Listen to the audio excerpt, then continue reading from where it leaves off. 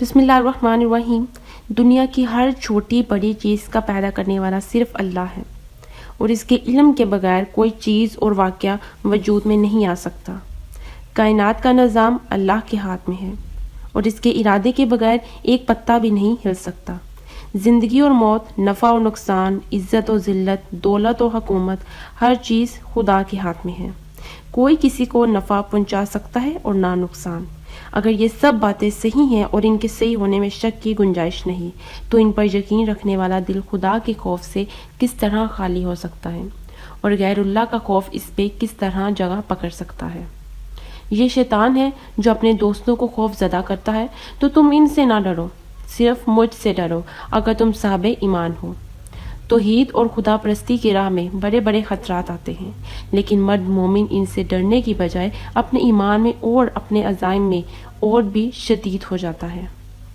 یہ وہ لوگ ہیں جب ان لوگوں سے کہا کہ لوگوں نے تمہارے مقابلے کے لیے بہت ساز و سامان جمع کر رکھا ہے، اس لیے ان سے ڈرو، اور ان کا ایمان اور بڑھ گیا اور انہوں نے کہا ہمارے لیے اللہ کافی ہے اور وہ بہترین کارساز ہے۔ ایسا انسان اللہ کی نافرمانی سے بچنے کا پورا اہتمام کرتا ہے۔ وہ اللہ کے عذاب سے ڈرتا ہے، مخلوقات سے نہیں ڈرتا۔ وہ مرنا گوارا کرتا ہے مگر اسلام اور ایمان کا دامن ہاتھ سے چھوڑنا گوارا نہیں کرتا۔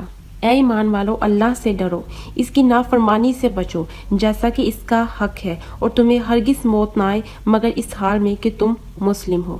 اسلام کی حالت میں اور اسلام کی راہ میں مرنا مومن کی سب سے بڑی تمنا ہوتی ہے۔ آدمی جس چیز کا مومن ہو، اسی کے لحاظ سے اس کے اندر کیفیت پیدا ہوتی ہے۔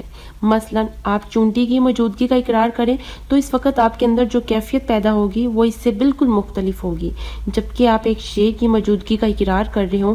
چونٹی کی موجودگی آدمی کے اندر کوئی جذبہ پیدا نہیں کرتی، مگر شیر کی موجودگی محسوس کر کے آدمی سر سے پاؤں تک جاگ اٹھتا ہے۔ جب شیر کی موجودگی کو محسوس کرنے پر انسان کا یہ حال ہوتا ہے تو اس شخص کا کیا حال ہوگا جو شیر کے خالق کی موجودگی کو محسوس کر لے، جس کو خالق کی کائنات کی موجودگی کا ادراک ہو جائے۔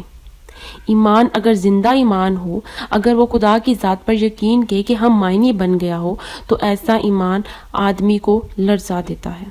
خدا کی حیبت سے اس کا یہ حال ہوتا ہے کہ اس کی آواز پست ہو جاتی ہے، اس کے چلتے ہوئے قدم رک جاتے ہیں، اس کی زندگی ایسی پابند زندگی بن جاتی ہے کہ جیسے خدا اس کے رات اور دن کا نگران بن گیا ہو۔ بعض مفسرین نے مومنین کی تعریف ان الفاظ میں کی ہے کہ وہ غیب پر اس طرح یقین رکھتے ہیں جس طرح وہ مشاہدے پر یقین رکھتے ہیں۔ گویا قیامت میں خدا کو دیکھ کر لوگوں کا جو حال ہوگا وہ حال مومن کا بغیر دیکھے ہوئے اس دنیا میں ہو جاتا ہے۔ غیر مومن قیامت میں خدا کو دیکھ کر ڈہے جائیں گے۔ قیامت میں خدا کے فرشتے لوگوں کو عدالت الہی میں لا کر کھڑا کریں گے۔ حقیقت یہ ہے کہ جو کچھ غیر مومن پر قیامت میں گزرے گا وہ مومن پر اسی دنیا میں گزر جاتا ہے۔ اسی زلزلہ خیز تجربے کا نام ایمان ہے۔ اللہ تعالی ہم سب کو نیک عمل کرنے کی توفیق عطا فرمائے اور اس کو آگے پھیلانے والا بنائے۔